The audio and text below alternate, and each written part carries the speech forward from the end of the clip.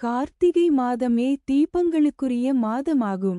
இந்த மாதம் முழுவதும் வீட்டு வாசலில் தீபம் ஏற்றி வழிபடும் வழக்கம் சிலரிடம் உள்ளது.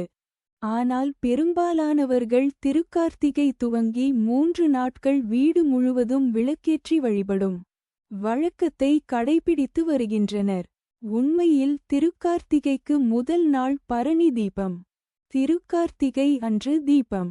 திருக்கார்த்திகைக்கு மறுநாள் பாஞ்சராத்திர தீபம் என 3 நாட்கள் விளக்கு ஏற்றுவதே சரியான முறையாகும்.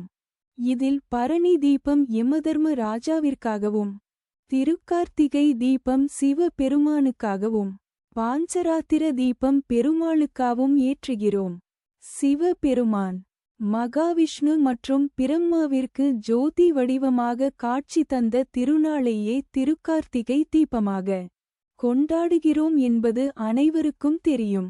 அதேபோல் ஜோதி வடிவமாக தோன்றி பெருமாள் உலகை காத்ததை போற்றும் வகையில் பாஞ்சராத்திர தீபம் ஏற்றப்படுவதும் தெரியும்.